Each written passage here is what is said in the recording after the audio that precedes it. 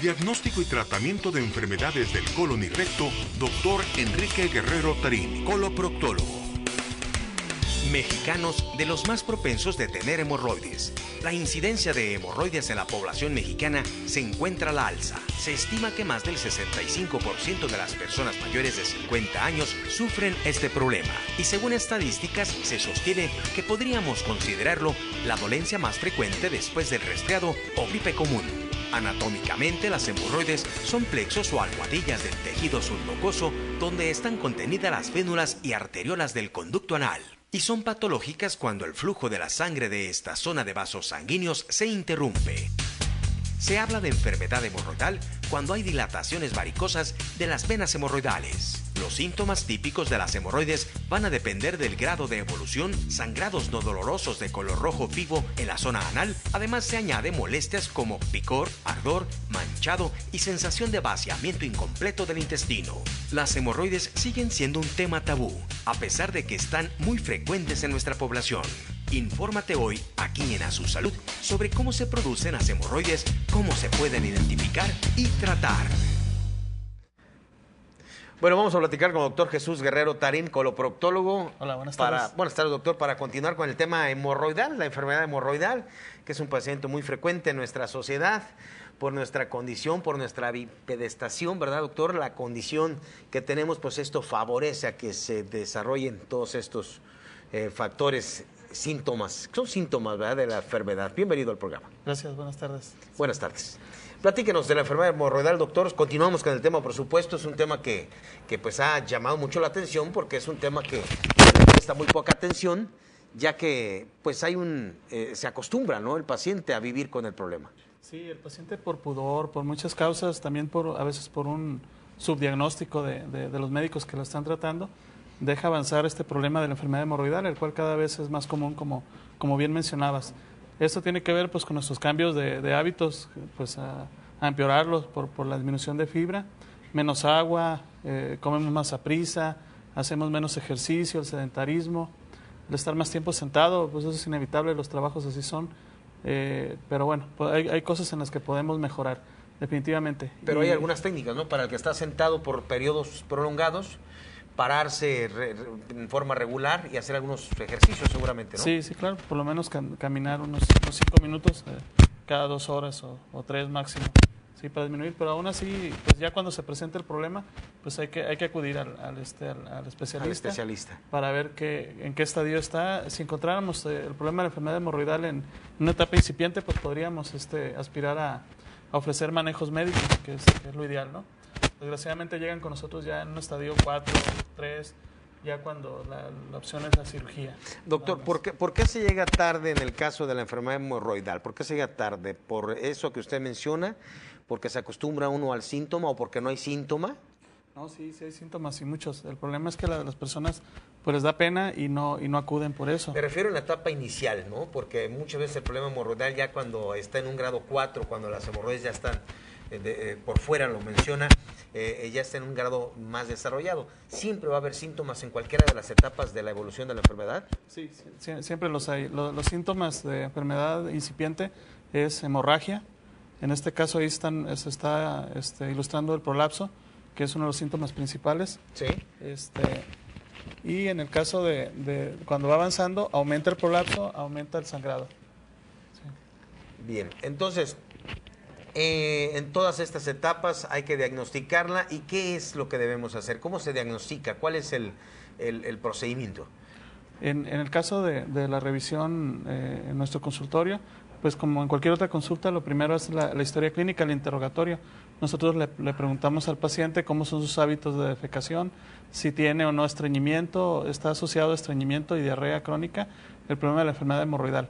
En el caso de la enfermedad aguda, más a la diarrea incluso que al estreñimiento.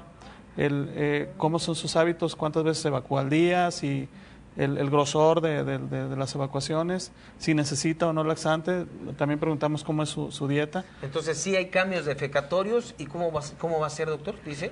El paciente entonces empieza a mencionar que no evacúa completamente o no tiene la sensación de que evacuó completamente. En algunos casos puede haber pujo o tenesmo. En algunos casos incluso puede acompañarse de dolor, el cual es en la parte externa, al caminar, al sentarse. El sangrado es sangre fresca, como cuando uno se corta un dedo, gotea en el baño.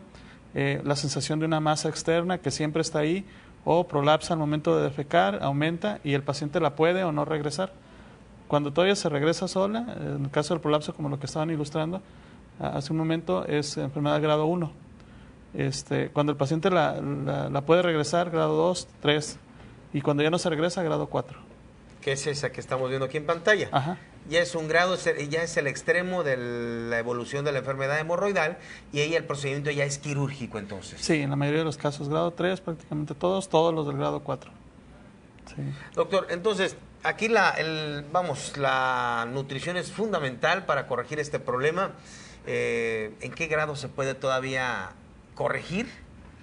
Desde luego con estos hábitos alimenticios. Hay algunas recomendaciones generales para cualquier enfermedad anorrectal y la que es común es aumentar la fibra, dieta rica en fibra, es decir, comer más verdura, frutas, cereales, tomar más agua, unos 2,5 litros, 3 al día, principalmente, y en lo posible evitar los irritantes. Hablamos de cosas muy grasosas, enchilosas, el café en exceso, el refresco. Estos se deben ¿cómo se dice? Controlar disminuir o administrarlos, pero ¿de qué manera? No hay que eliminarlos por completo, desde luego. Sería si se pudiera, lo ideal, sería lo ideal, pero así es difícil. Sí, más que nada aumentar la fibra, aumentar el agua. Hay personas que también abusan de los laxantes. Sí, esa es otra situación. No sé, ¿son recomendables los laxantes en la etapa hemorroidal, doctor? No, en exceso no. A veces los prescribimos por un tiempo, 1 mes, 2 meses, 3 meses, hasta que se regulariza la función intestinal, pero no demasiado tiempo, porque si no luego el colon se vuelve, por decirlo de una forma, perezoso y no quiere funcionar ni con la primera dosis ni la segunda, y a veces ya llegamos a la dosis tope y ya no funciona. Bien, entonces hay que seguir desde luego las indicaciones médicas, hacer prevención es lo más importante, acudir oportunamente ideal, aumentar la ingesta de fibra, de verduras, de frutas, el agua, el ejercicio es saludable, doctor. Sí, es importante. Desde luego, cuando se tiene la enfermedad y se tiene el cuadro agudo, en ese momento podría tener aumentar las molestias. Es recomendable, por supuesto. Sí. Igual hacer demasiados esfuerzos ya en una enfermedad hemorroidal grado 4 sí puede conducir a que haya exacerbación del problema. Incluso vemos casos de personas que hacen fisicoculturismos con trombosis. Ese es un motivo de consulta. Sí, más o menos frecuente. Y la prevención, doctora, en casa llega, no sé, un cuadro agudo de lo que es un síntoma del cuadro hemorroidal y seguramente baños de asiento es lo que generalmente recomienda, ¿no? Sí, es sentarse en una tina o palangana con agua fría en este caso para que ayude a desinflamar de una manera más o menos rápida. Mejoría de los síntomas. ¿Debe ser fría a temperatura ambiente o hay que helarla? Fría o a temperatura ambiente, no caliente en este caso.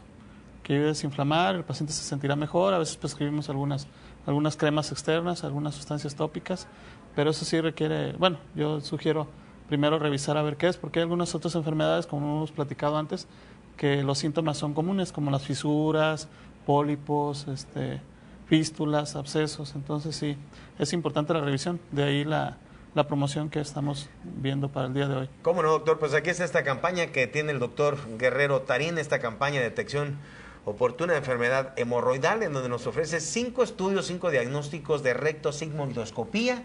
Estos estudios de este estudio, de los primeros que son 5 centímetros del ano, doctor. En el caso del rectosigmoidoscopio rígido son los últimos 25 centímetros del colon. 25 centímetros del colon es lo que se ve suficiente para saber en qué condición está el paciente. Un paciente menor de 50 años, sin ningún otro síntoma aparte, generalmente es suficiente. La mayoría de las enfermedades están en este segmento.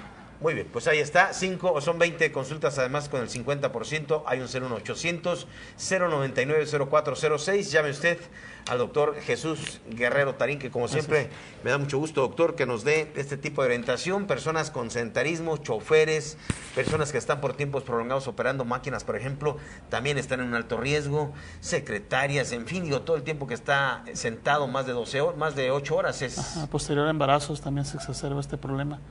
Sí, eso es algo común. Pues se tiene que acudir y iniciada la enfermedad hemorroidal y tratada, por supuesto, tiene solución y tiene Claro que sí. tratamiento. Muchas gracias, doctor. Vámonos a esta siguiente cápsula. Quiero informar al público, quiero decirle a todas las parejas que si por más de un año, sin cuidados preventivos o cuidados de anticoncepción, por ejemplo, y no han logrado un embarazo después de 12 meses, pues sospeche usted en infertilidad. Y quiero decirle que aquí en Guadalajara, el Instituto a la Vanguardia en Fertilidad, IVF Guadalajara, pues está relanzando una serie de conceptos muy interesantes de mucha pues actualidad aquí en la ciudad.